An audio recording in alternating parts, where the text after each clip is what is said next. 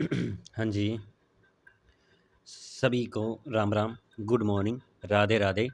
आज है 26 अक्टूबर, वार है शनिवार और सुबह का टाइम हुआ है 8 बजे हैं और मैं सभी के सामने अपनी देश विदेश और प्रदेश की जो इन्फॉर्मेशन है, जो अपने एग्ज़ाम में उनसे रिलेटेड क्वेश्चन बन सकते हैं, उनके बारे में डिस्कस करेंगे। ये हम डिटेल पूरी चर्चा करेंगे, विद फैक्ट के साथ करेंगे और ये भी चर्चा करेंगे कि नई बीजेपी सरकार, भजनलाल जी सरकार है, वो थोड़ी अलर्ट जोन में आई हुई है। ईओआरओ की भर्ती है वो रद्द कर दी गई है। अभी तक यही कहा गया है कि जितने लोगों ने फॉर्म भरा उन्हीं की वैकेंसी, उन्हीं से दोबारा एग्ज़ाम दिलाया जाएगा। 2025 के अंदर एग्ज़ाम होगा, मई के अंदर। तो ये सारी डेट है वो दे दी है। फिर शाम होते होते सभी जोश के साथ एंजॉय कर ही रहे थे। पूरे युवा जो शिक्षक के भर्ती की तैयारी करने वाले हैं, वो कभी इधर कोई गांव की तरफ प्रस्थान कर रहा था, तो कोई सीईटी का एग्ज़ाम भी देकर इधर उधर खेतों में काम भी कर रहा था, कुछ लावणियाँ कर रहे थे। तो शाम होते होते जैसे ही उसने अन्न की तरफ अपना हाथ बढ़ाया, तो उसे इन्फॉर्मेशन मिली कि आरपीएससी ने है वो फर्स्ट ग्रेड ने 2202 पदों पे है वो क्या कर दी, वैकेंसी जारी कर दी है और नोटिफिकेशन आउट कर दिया गया है। और 5 नवंबर से 4 नवंबर से 5 नवंबर से 4 दिसंबर तक है वो फार्म भरे जाएंगे। और ये इन्फॉर्मेशन जैसे ही मिली तो सभी कसमकस में पड़ गए और किसी सबके हर एक स्टूडेंट के मन के अंदर, दिमाग के अंदर कुछ ना कुछ क्वेश्चंस, बहुत सारे क्वेश्चन है कि भाई ये क्या हुआ, ऐसे अचानक कैसे हुआ, इतनी वैकेंसी कैसे आई, केमिस्ट्री की 36, इतिहास की और फिजिक्स की 140, ये इतनी कम वैकेंसी कैसे आई है। अभी तक देखो इन्फॉर्मेशन यही है कि इतनी वैकेंसी है, बाकी वैकेंसी बढ़ने का चांस है क्योंकि 25,000 तक स्कूल लेक्चरर के क्या है पद है वो खाली पड़े हैं और अभी और खाली होने वाले हैं क्योंकि प्रमोशन होगा, डीपीटी होगा तो उसमें टाइम में और खाली होंगे। तो निश्चित तौर से माना यह जा रहा है कि इस वैकेंसी के अंदर क्या होगा, इस नोटिफिकेशन में थोड़ा सा बदलाव होगा और वैकेंसी है वो बढ़ेगी। बाकी तो देखो, अगर बढ़ती है तो ठीक है, अगर नहीं बढ़ी तो नो डाउट है वो 27-28 के अंदर वापस चुनाव होने वाले हैं। तो 26-27 का साल है वो वापिस है वो क्या हुआ, भर्तियों का साल होगा। 2027 भर्तियों का साल है होगा, तो ये ध्यान में रखना है। अभी से तैयारी में जुटे रहना है। भगवान करे कि आप सभी का इसी भर्ती के अंदर सिलेक्शन हो जाए। बाकी होता वही है जो नियति को मंजूर होता है, लेकिन हमें हमारा कर्म पूरा करना है, हमें कर्म को शिद्दत से करना है।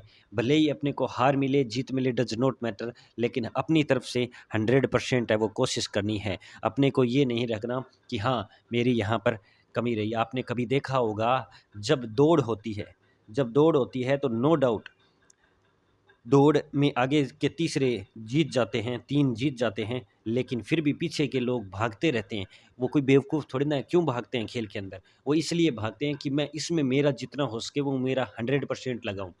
फिर मैं वापिस इस पे ऑब्ज़र्व करूँ कि मेरी कहाँ कमी रह गई और इससे ज़्यादा इम्प्रूवमेंट करूँ। तो वैसे ही अपने को ही करना है, भले ही नोटिफ़िकेशन आए, बस 3-4 दिन ये दिवाली एन्जॉय करो, फिर इसके बाद में एक नई शुरुआत करो, एक नए जोश से, एक नए दिन से, एक नए तरीके से शुरुआत करके और जुट जाओ इसके अंदर। इस दुनिया के अंदर कोई भी चीज़ इम्पॉसिबल नहीं है, सब कुछ चीज़ पॉसिबल है, ठीक है? तो ध्यान में रखो और टेंशन फ्री रहो और ये क्लास अपनी क्लास है वो पढ़ते रहो। ये आरपीएससी और राजस्थान के जितने ही एग्ज़ाम हैं ना, वो इनके क्वेश्चन है वो इस क्लास से आपको बाहर कहीं नहीं मिलेंगे। 80 से 90 क्वेश्चन पड़ जाएँगे, बाकी 1-2 क्वेश्चन अगर आएँगे तो आप ऑप्शन काट के कर दोगे, अदरवाइज़ आप उनको छोड़ोगे तो भी कोई दिक्कत की बात नहीं है। उन 2 क्वेश्चनों के लिए आप इतना बर्डन दिमाग में नहीं कर सकते, समझे? ये कोट आपके याद रख लेना कि चलो मिट्टी के इन दियों से छत और आंगन सजाते हैं, जो लोग बाजार तो सजा देते हैं पर मजबूरियों के कारण अपने घर नहीं सजा पाते हैं। इस बार ख्याल उनका भी रखते हैं जो अपने हाथों की कला से दीपक बनाते हैं, खरीद कर दीपक उनसे, चलो हम उनके घर इस बार खुशियों के दीपक जलाते हैं। चलो हम खरीद कर उनसे दीपक इस बार उनके घर खुशियों के दीपक जलाते हैं। ये करंट अफेयर के कल जो अपन ने डिस्कस किया वो क्वेश्चन डिस्कस करते हैं, लेकिन आप ध्यान में रख लेना, शाम को 7 बजे हर संडे शाम को 7 बजे अपन लाइव होते हैं और वीकली करंट अफेयर का निचोड़ है वो डिस्कस करते हैं। तो आना मत भूलिएगा कि ब्रिक्स में कितने देशों को शामिल किया गया है, 5 देशों को शामिल किया गया है। इसके बाद में ब्रिक्स प्लस इसका नाम हो गया है। पहली बार आर्टिफिशियल इंसेमिनेशन से गोडावण राज्य पक्षी, राजस्थान का राज्य पक्षी जैसलमेर के अंदर उसका जन्म हुआ है। 23 अक्टूबर को 101वीं जयंती है भैरों सिंह शेखावत, राजस्थान के 3 बार सीएम रहे और भारत के 11वें उपराष्ट्रपति रहे, उनकी पुण्यतिथि मनाई गई, जन्म जयंती मनाई गई थी। और मौसम विभाग के साथ मिलकर वेदर फॉर इनिशिएटिव पहल है वो पंचायती राज ने स्टार्ट की है। राजस्थान के जिले में गोवर्धन योजना संचालित है, वो भीलवाड़ा के अंदर हो रही है।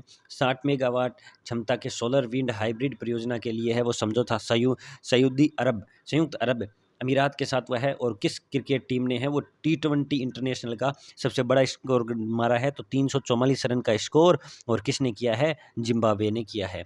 और आज का तरोताज़ा क्वेश्चन एक नई ऊर्जा के साथ हंसते मुस्कुराते हुए प्यारा सा क्वेश्चन कि हाल ही में केवलादेव घना पक्षी विहार में पर्यटकों को बढ़ावा देने के लिए किस राज्य के साथ या किस राज्य के पर्यटन विभाग के साथ समझौता हुआ है।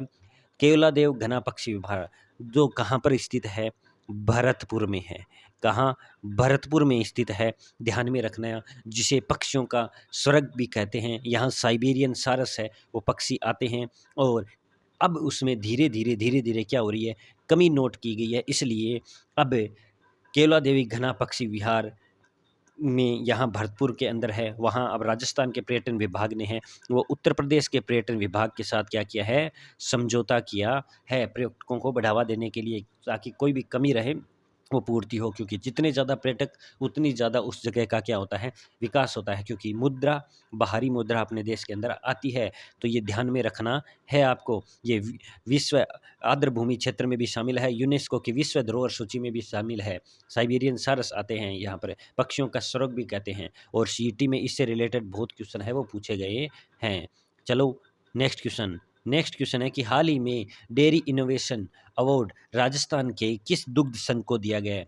डेयरी इनोवेशन अवार्ड ये राजस्थान के किस संघ को दिया गया है, तो आसाम महिला उत्पादन संघ को दिया गया है। ऑप्शन नंबर 1 इसका सही है, आसाम महिला उत्पादन संघ को दिया गया है डेयरी इनोवेशन अवार्ड। राजस्थान के जो कहाँ पर स्थित है, जयपुर के अंदर स्थित है। जो कहाँ पर स्थित है, जयपुर के अंदर स्थित है, जिसकी स्थापना 2016 को होती है। कि कब होती है, 2016 को स्थापना होती है। और ध्यान में रखना ये किसके द्वारा दिया गया है, तो पेरिस अंतर्राष्ट्रीय डेयरी फेडरेशन यानी संघ के द्वारा दिया गया है। ओके, ये दूध के अंदर आपको जितनी स्वच्छ दूध और इसमें दुग्ध को बढ़ावा देने के लिए पहल स्टार्ट की गई है। तो और सबसे ज़्यादा दूध है वो ये इसी के द्वारा प्रोडक्शन होता है, इसलिए है इसे अवार्ड दिया गया है, ध्यान में रखिएगा। चलो नेक्स्ट क्वेश्चन है कि हाल ही में सखी संवाद पखवाड़ा कितने थानों में चलाया जा रहा है।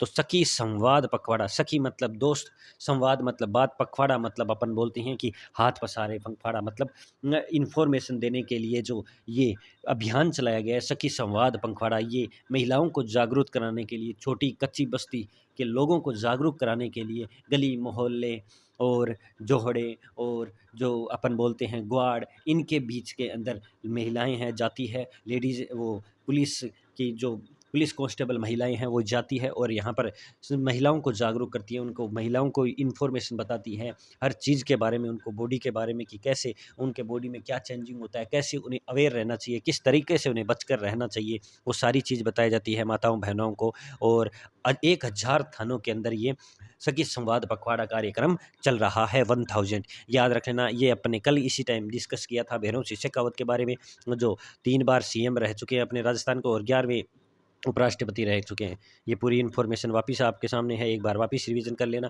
क्योंकि रिवीजन इसलिए मैं बार बार जोर देता हूँ कि जितना ज़्यादा रिवीजन उतनी ज़्यादा गलतियाँ कम होने का संशय, मतलब जितना ज़्यादा रिवीजन उतनी ही एक्यूरेसी बेस्ट।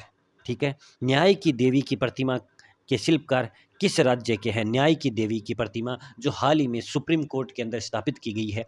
पहले कहते थे कि कानून अंधा होता है तो वो काली पट्टी हटा दी थी, और फिर लेफ्ट हैंड के अंदर तलवार थी, वहाँ अब संविधान की बुक दे दी है, और राइट हैंड के अंदर तुला दिखाई गई है जो बराबर है, और वो यही दिखाती है कि समाज के अंदर कानून की नज़रों में हर इंसान, हर भारतीय है वो क्या है, इक्वल है, कोई इसी में कोई तरीका भेदभाव नहीं होता है। अब इसकी प्रतिमा है वो राजस्थान के जयपुर के शिल्पकार है जिनका नाम है विनोद कुमार। तो राजस्थान के शिल्पकार विनोद कुमार ने है इस प्रतिमा को बनाया है, न्याय की देवी की प्रतिमा को बनाया है। आपको मैंने काफ़ी बार पिछली बार भी डिस्कस कराया था, संडे को भी वापस डिस्कस करवाया था, और ये क्वेश्चन ऐसे भी घुमा कर लेके आ गया वापस। तो क्योंकि इससे रिलेटेड कोई भी क्वेश्चन है वो अछूता ना रहे, इसलिए इस तरीके से घुमा फिरा कर आपके सामने ये क्वेश्चन लाए जा रहे हैं। तो आप इस क्लास को प्यार और पॉजिटिव सपोर्ट ऐसे ही देते रहना, ताकि ये क्लास ऐसे ही कंटिन्यू चलती रहे, ठीक है ना, क्योंकि बिना प्यार सपोर्ट के कुछ भी नहीं है। चलो नेक्स्ट क्वेश्चन देखो। नेक्स्ट क्वेश्चन है कि हाल ही में भारतीय निर्वाचन आयोग ने किस देश के साथ इलेक्टोरल कोऑपरेशन के लिए समझौता किया है? देखो, भारतीय निर्वाचन आयोग, जिसके वर्तमान मुख्य चुनाव आयुक्त कौन है? 25वें नंबर के हैं, 25वें नंबर के हैं, और राजीव कुमार है। कौन है? राजीव कुमार है। ये ध्यान में रखना। इलेक्टोरल कोऑपरेशन के लिए समझौता है वो उज्बेकिस्तान के साथ हुआ है। ऑप्शन नंबर सी किसके साथ हुआ है? उज्बेकिस्तान के साथ हुआ है। और अभी अपन जानते हैं कि आईफा अवार्ड ये कहाँ पर होगा? तो अपने आईफा है वो इस बार 2025 के अंदर जयपुर के अंदर होगा, और गोवा के अंदर आई इंटरनेशनल फिल्म फेडरेशन अवार्ड भी होगा। ये भी आपको ध्यान में रखना है। 24वीं पैरा जो एशियन चैम्पियनशिप डे अपन ने देखी थी, वो भी कहाँ? गोवा के अंदर आयोजित हुए। गोवा सबसे छोटा राज्य है, 1982 के अंदर इसे पूर्ण राज्य का दर्जा दिया गया था। ये बहुत ही प्यारा क्वेश्चन जो सीईटी के अंदर पूछा गया था। अवनी लेखरा के बारे में भी लेके आएंगे, क्योंकि अवनी लेखरा के बारे में भी सीईटी के अंदर पूछा गया है क्वेश्चन कि मोना अग्रवाल का संबंध किस खेल से है? तो जनाब, मोना अग्रवाल का संबंध है वो निशानेबाज से हैं। ये पैरा निशानेबाज है, तो जयपुर जिले की है, और कैटेगरी है SH1 स्पर्धा। 10 मीटर एयर राइफल की इसकी कैटेगरी है, कैटेगरी याद रख लेना। और पैरा वर्ल्ड कप 2024 हुआ था ना, उसके अंदर इन्होंने है वो गोल्ड जीता था। क्या जीता था? गोल्ड जीता था। ये आपको क्या रखना है? ध्यान रखना है। और इनका बेस्ट स्कोर है वो 250.7 है। मोना अग्रवाल के बारे में अपन ने क्लास में पढ़ा ही था, मोना अग्रवाल के बारे में, कृष्णा नागर के बारे में, और अपने अवनी लेखरा के बारे में इतना पढ़ा मैंने। बोला था इनसे कोई भी क्वेश्चन है वो बच के नहीं जा सकता, एक एक क्वेश्चन पक्का आएगा। और देख लो, सीईटी के अंदर 6 शिफ्टों के अंदर क्वेश्चन हुए, और 6 शिफ्टों के अंदर पेपर हुए, और बहुत सारे क्वेश्चन है वो करंट अफेयर के अपनी क्लास में से हूबहू पूछे गए हैं। बाकी डायरेक्ट इनडायरेक्टली तो बहुत पूछे गए हैं। ये लास्ट डोज का क्वेश्चन था। उड़ान योजना को 10 साल के लिए बढ़ा दिया गया है। उड़ान योजना उड़ने से संबंधित है, मतलब एयरपोर्ट से संबंधित है, और ये 2016 के अंदर है वो स्टार्ट हुई थी। एयरपोर्ट से संबंधित है कि हाँ, उड़े देश का आम नागरिक इसका क्या है? स्लोगन है। ये भी आपको ध्यान में रखना है। और ये आपके लिए छोड़ा गया क्वेश्चन है।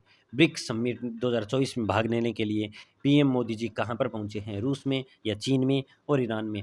ब्रिक्स आप सबको पता है, ब्राज़ील, रसिया, इंडिया, चाइना और साउथ अफ्रीका। अब इसमें 5 देश और शामिल हो गए हैं। ये 5 देश कौन-कौन से शामिल हुए हैं, ये आप मुझे कमेंट करोगे या फिर मैं बता दूँ? चलो मैं बता देता हूँ। एक तो ईरान, इजिप्ट, इथियोपिया और सऊदी अरब और संयुक्त अरब अमीरात, ये 5 देश है वो शामिल हुए हैं। तो ये ध्यान में रख लेना, मोस्ट इम्पोर्टेंट। ब्रिक्स प्लस इसका नाम हो गया है, जिसकी स्थापना 2009 के अंदर होती है। 2010 के अंदर साउथ अफ्रीका इसमें शामिल होता है, और अभी 16वां संस्करण है वो चल रहा है। ये इतनी इन्फॉर्मेशन मैंने आपको बता दी। और ये कहाँ पर चल रहा है, इसका आंसर आप मुझे कमेंट बॉक्स में करना। ये क्लास कंप्लीट हो गई, और तो आई होप आप इस क्लास को क्या करोगे? इन्जॉय कर रहे होंगे। और आपको इस क्लास का क्या करना है? शेयर करना है। और मोस्ट इंपॉर्टेंट क्वेश्चन को आपको क्या करना है? लिखना है, अपने डायरी के अंदर नोट करना है। संडे को शाम को 7 बजे अपन रिवीजन करेंगे, लाइव मिलेंगे। तो आप सभी आना, और फटाफट अपन क्या करेंगे? लाइव क्लास है वो देखेंगे, और बूस्टर वाली क्लास अपन क्या करेंगे? कंप्लीट करेंगे। तो ये क्लास यहीं पर ही समाप्त करता हूँ। अब आपसे इजाज़त चाहता हूँ। कल वापस मिलते हैं, घबराओ मत, कोई दिक्कत की बात नहीं है। 5-6 दिन रेस्ट करो, फिर उसके बाद में है एक नई ऊर्जा से आप सफ़र को स्टार्ट करो। दिवाली एंजॉय करो, उसके बाद में एक नई शुरुआत करो। दिवाली के बाद में जागो तभी सवेरा है, विवेकानंद जी ने कहा था। ठीक है, तो अब मैं आपसे इजाज़त लेता हूँ। होगा वही जो मंजूर खुदा होगा। ओके, तो जय हिंद, जय भारत। एक बार प्यार से बोलो राधे राधे और जय सिया राम।